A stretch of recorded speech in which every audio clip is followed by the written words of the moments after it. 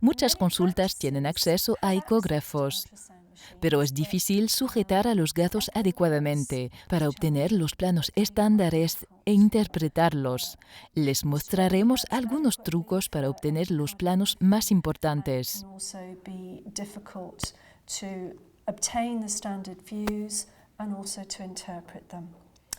And so we'll show you some of the tricks for being able to obtain views and the very important views. No hay que ser un experto, pero se requiere práctica. Aquí tenemos a un gato sin sedar. Lo primero es evitar estresar al gato buscando una manera suave de sujetarlo. Corte un poco de pelo para facilitar la obtención de imágenes.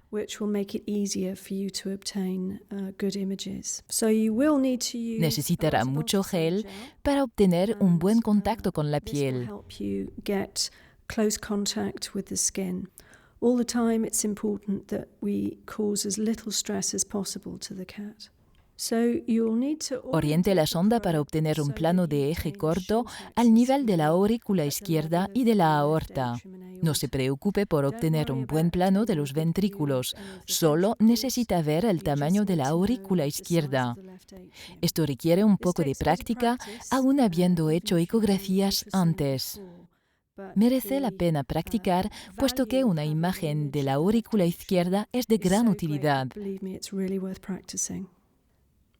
Es importante tener un conocimiento básico del funcionamiento del ecógrafo. Acercar, profundizar, seleccionar la frecuencia apropiada para optimizar la imagen.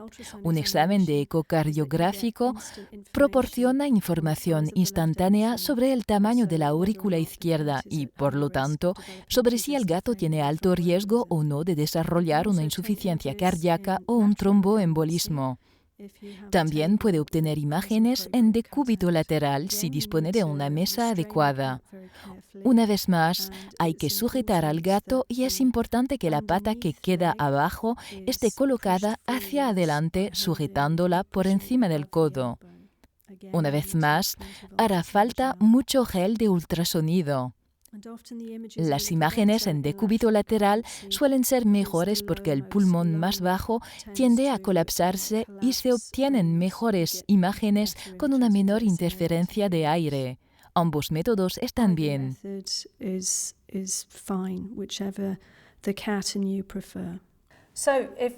Si no utiliza el ecógrafo para otra cosa, utilícelo para medir la auricular izquierda.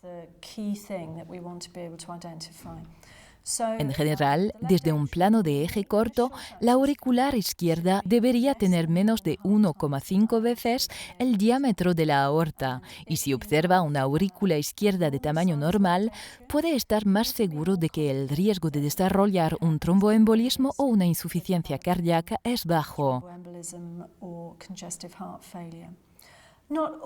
No todos los gatos con un agrandamiento auricular izquierdo tienen que desarrollar problemas. En ocasiones pueden pasar largos periodos sin problemas, pero cierto es que tienen un mayor riesgo.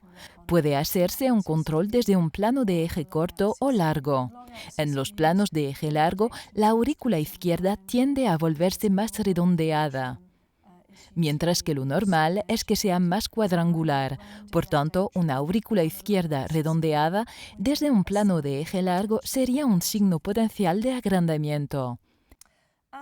Si desea obtener un diagnóstico preciso del tipo concreto de miocardiopatía, quizás tenga que consultar con un cardiólogo especializado, puesto que la ecocardiografía de gatos es difícil y ya hemos visto que puede resultar muy complicado diferenciar cada tipo. Si remite el caso, tendrá la posibilidad de obtener una ecocardiografía más detallada.